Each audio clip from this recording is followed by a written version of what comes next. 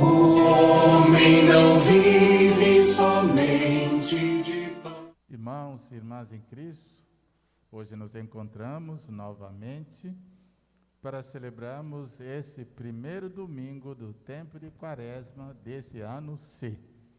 O evangelho de hoje é de Lucas, no capítulo 4, versículo de 1 a 13. Naquele tempo, Jesus, cheio de Espírito Santo, voltou do Jordão e no deserto lhe era guiado pelo Espírito. Ali foi tentado pelo diabo durante 40 dias. Não comeu nada naqueles dias e depois disso sentiu fome. O diabo diz então a Jesus: se és filho de Deus, manda que essa pedra se mude em pão. Jesus respondeu: a Escritura diz: não sou de pão vivo o homem. O diabo levou Jesus para o alto, mostrou-lhe por um instante todos os reinos do mundo e lhe disse: eu te darei todo esse poder e toda a sua glória, porque tudo isso foi entregue a mim, e posso dá-lo a quem eu quiser. Portanto, se te prostrares diante de mim em adoração, tudo isso será teu. Jesus respondeu: a Escritura diz: adorarás o Senhor teu Deus, e só a Ele servirás. Depois o diabo levou Jesus a Jerusalém, colocou-o sobre a parte mais alta do templo e lhe disse: se és filho de Deus, atira-te daqui abaixo, porque a Escritura diz: de ordenar aos seus anjos a teu respeito, que te guardem com cuidado, e mais ainda, eles te levarão nas mãos, para que não tropeces em alguma pedra. Jesus, porém, respondeu: a Escritura diz: não tentará o Senhor teu Deus. Terminada toda a tentação, o diabo afastou-se de Jesus para lhe tornar no tempo oportuno. Palavra da salvação. Glórias a vós, Senhor. Mais um domingo, pela graça e bênção de nosso Deus. É o primeiro domingo desse tempo de Quaresma e Jesus está no deserto e o Satanás vai atentando Jesus. A tentação de cada dia da nossa vida, porque o Mestre foi atentado. Mais uma vez, chegamos a ouvir, a meditar e a partilhar. Padre, o evangelista disse que Jesus, quando ele recebeu o batismo, estava cheio do Espírito Santo e voltava do Jordão e foi para o deserto. Por que dizer cheio do Espírito e por que dizer cheio do Espírito e por que ir ao deserto? Quando Jesus pergunta importante, né? O Evangelho, né, do batismo diz: quando Jesus foi batizado por João Batista, quando saiu das águas, o céu se abriu, o Espírito Santo desceu sobre ele na forma visível de pomba. E uma voz se fez ouvir no céu, dizendo: esse é o meu Filho muito amado, em quem eu tenho o meu bem-querer. Ele foi ungido, ele foi consagrado pelo Espírito Santo ao sair das águas. E isso, ele estava cheio de Espírito Santo, visivelmente, aquele Espírito que desceu. Né? Mas não podemos também esquecer que ele sempre está e sempre é a Santíssima Trindade. Ele está dentro e ele é parte da Santíssima Trindade. Mesmo encarnado, ele continua. Aquilo que ele realiza, o Espírito Santo, ele faz pela força do Espírito. E lá, antes da ascensão, ele diz aos apóstolos: eu enviarei junto do Pai o Espírito Santo, Paráclito. Ele é cheio de Espírito Santo na convivência da Santíssima Trindade, mas ele recebeu visivelmente esse Espírito Santo no dia do batismo, numa forma visível de uma pomba. E Deus confirmou pela sua palavra. Então, estava cheio. Quer dizer, cheio, não tem para onde botar mais, porque está que Deus e Deus na Santíssima Trindade, na convivência, na vivência do Espírito Santo. Por isso, Lucas nos lembra isso, cheio do Espírito Santo. E o deserto, nesse tempo de Quaresma, é a experiência de falta. Deserto é aquele lugar onde praticamente falta tudo. Lugar árido, lugar onde pouca coisa encontra, e sobretudo o alimento que sustenta a nossa vida. Sem o alimento é muito difícil de sobreviver. Às vezes as pessoas se vendem por um prato, como diz, um prato de comida. E esse é o ponto. Ele vai ao deserto fazer uma experiência, um encontro com Deus. A leitura está dizendo até que ele era guiado pelo Espírito. Então, é uma vida que estava na presença sempre de Deus, da Santíssima Trindade. Então, o deserto, momento de mais intensidade de experiência com Deus, é uma lição para nós, de nos despojarmos, mesmo se vier a faltar alguma coisa, que nunca nos falta a Deus. Que nunca nos falta a Deus. E de Deus estava lá presente com Jesus no deserto, e ele, cheio do Espírito Santo, é isso que quer dizer para nós hoje. E buscamos também sempre esse Espírito Santo, e dizer: Jesus, você quer receber tanta graça do Espírito, passa para nós podermos servir melhor, atender às necessidades da sua igreja, e sermos movidos pelo Espírito Santo de Deus, que é muito importante. Padre Pierre, Sim. no Evangelho de hoje, nos diz que Jesus foi tentado pelo diabo. Sim. Primeiro pela comida, Sim. e depois pelo poder, pelo ter e o poder. Mas Jesus reage contra essa palavra. Por que isso, Padre? Então, olha aqui, nós estamos no deserto, ele ficou 40 dias, 40 noites, e não comeu nada. Humanamente, o corpo reclama. O corpo reclama da comida, de bebida. E a primeira tentação, aquilo que vai ser oferta aí, seria a tentação de querer pegar. Mas o Satanás, ele também conhece as Escrituras. Infelizmente, ele conhece as Escrituras. Ele sabe que está dito que Deus pode transformar qualquer coisa, até em comida. Transforma essa pedra em pão para que coma, se não morrem de fome. Jesus podia fazer isso? Podia transformar a pedra em pão? Podia. Mas Jesus não vai obedecer à ordem de Satanás. Jesus não vai obedecer à ordem de Satanás. E o Satanás estava tentando, querendo ver se ele se torna obediente a ele, Satanás. E Deus não pode obedecer a Satanás. O Satanás tem que obedecer a Deus. E Jesus disse também, usando a palavra, está nas Escrituras: não é só do pão que o homem vive, mas de toda a palavra que vem da boca de Deus. E a tentação do mundo de hoje, a primeira tentação é a comida. As pessoas se vendem por um pouquinho de comida, perde a sua dignidade, perde a sua honra, às vezes para isso. Às vezes a gente condena, mas às vezes, olhando a realidade de algumas pessoas, se não pegar aquilo lá, é a vida de uma família que morre. Nós vemos toda essa situação de seca, de inundações, de tal. Às vezes a pessoa perde tudo. O primeiro, alguma coisa que chega para comer é fome, é criança. Né?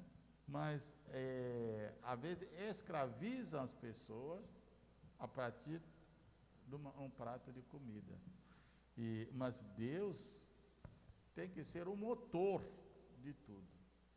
Não é que não vamos dar comida para as pessoas, tem que dar, mas não fazer com que essas pessoas estejam a nosso serviço por causa de um prato de comida. A outra tentação é a tentação do poder.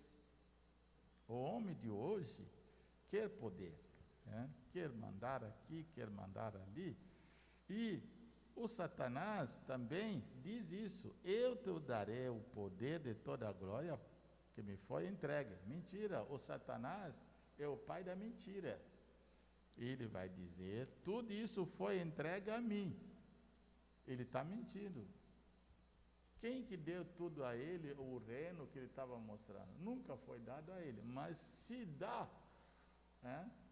Como se ele fosse o dono daquilo lá. É a mentira dele. E às vezes nós estamos preocupados para aparecer, para sermos dono disso, dono daquilo, é o poder. E o poder. E Jesus vai dizer, não, não pode, né? E pedir para Jesus se prostrar diante dele em adoração. Jesus diz, não pode adorar, não, adorar é só a Deus. Então nós temos a tentação da comida e a tentação do poder. São alguns pecados assim visíveis. As pessoas, por causa do poder, matam os outros, eliminam os outros, destrói a vida dos outros, para ter uma ascensão a uma função, um lugar, e se sentir poderoso. E às vezes, por uma comida, acaba destruindo a vida dos outros, exigindo, explorando. Então, é isso que nós vemos aqui, que Jesus está nos alertando, o evangelista aqui está nos alertando através das tentações de Jesus no deserto. Nada. Padre Pierre, outro fato interessante é a adoração. Sim. O diabo quer induzir Jesus a adorá-lo. Jesus declara que a adoração é dada só a Deus. Será o homem de hoje que entende isso mesmo? O Satanás, na mentira dele, na malícia dele, quer se passar por Deus e quer também tentar enganar a Deus. Não pode, não consegue. Né?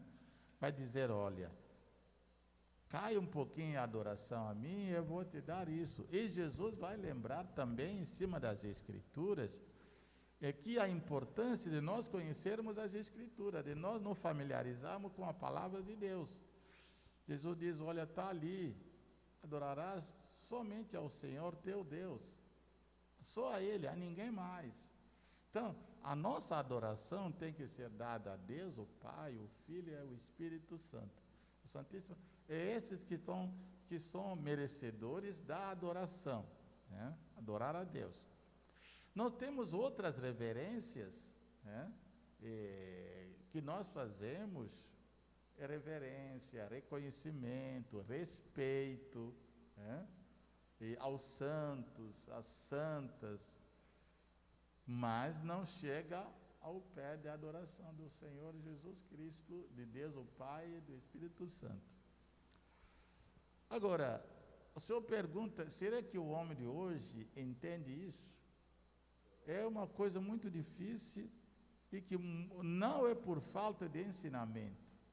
A orientação acontece na nossa catequese, nas nossas homilias do domingo, nas formações, mas muitas vezes as pessoas não prestam atenção, confunde a veneração com a adoração, né? Por isso nós temos muitos dos católicos que não buscam, que às vezes não prestam atenção e sai por aí dizendo que nós adoramos as imagens, nós adoramos os santos. Porque se são levados e induzidos pelos nossos irmãos de outras confissões, que nos acusa de adorar as imagens dos santos. E os próprios católicos, alguns que não têm esse entendimento, lá a nossa gente adora. Não, porque não entenderam. E nunca, não é por falta de explicação. Foi explicado, foi falado, mas muitas vezes as pessoas não prestam atenção. Ou vão para a igreja por formalidade. Vamos lá. Então, deveríamos entender que a adoração é dada só a Deus, o Pai, o Filho e o Espírito Santo. É isso. Padre, o diabo quer que Jesus se lance de cima do templo para baixo, para que os anjos o amparem e que ele não se choque com nenhuma pedra. Jesus se recusa e condena a tentação. Por que recusar de pular? Ele é o Deus, não é? É verdade. Essa é a outra tentação. Está nas Escrituras, no Salmo, que quando descer, o ninho dos seus pés vai tocar em pedras, porque os anjos vão pegá-lo nas mãos. Mas o que o diabo estava tentando fazer, o que vê se Jesus pulava, para ele antecipar uma luta entre os anjos de Deus e os anjos, aqueles que são do Satanás. E Jesus sabia que as coisas vão acontecer no seu tempo. E também não é ele que vai obedecer à ordem de Satanás, de pular. Vai pular por quê? Porque o Satanás ele não tem nada a mostrar para Satanás. Ele é Deus. Quem tem que provar alguma coisa é o Satanás. Ele, Deus, não tem nada para provar para ninguém. Porque ele é Deus mesmo. Ele não precisa nada de provar. Eu sou Deus e tal e tal. O Evangelho nos diz, ele é Deus? Ele é Deus. Ele não precisa provar nada. Às vezes, para nós, o ser humano hoje, mas você é capaz de fazer isso? Eu vou te mostrar do que eu sou capaz. Arrogância. E a prepotência. E Deus é humilde. Deus é aquele que quer viver sem todo esse show. E o Satanás ficou decepcionado, claro que nem decepcionado, mas vencido. Ficou vencido. E o Evangelho diz, terminada toda a tentação, o diabo afastou-se de Jesus para retornar no tempo oportuno. Qual é o tempo oportuno que ele vai retornar? Aqui muitos comentam, explicam que esse tempo oportuno foi a tentação na cruz. Quando Jesus morreu, ele chegou lá, você é Deus, não, você não vai passar pela morte. Você não deveria. Mas Jesus foi até o fim, morrendo na cruz. E Deus, passando pela cruz para a nossa salvação. Se não morresse, é o propósito dele. Se não fosse morrer, não teria como nos salvar. Claro que Deus pode salvar de qualquer maneira. Ele sabe que... Mas ele se fez homem para morrer como homem, para ser um exemplo, um testemunho para nós. E é importante tudo isso que nós meditamos aqui hoje. E Padre, é por isso que na palavra fala para orarmos e vigiarmos a todo tempo, né? Tem que vigiar. Porque as tentações são muitas. O tempo de quaresma, o tempo mais de vigilância. Tem que vigiar mais no tempo de quaresma.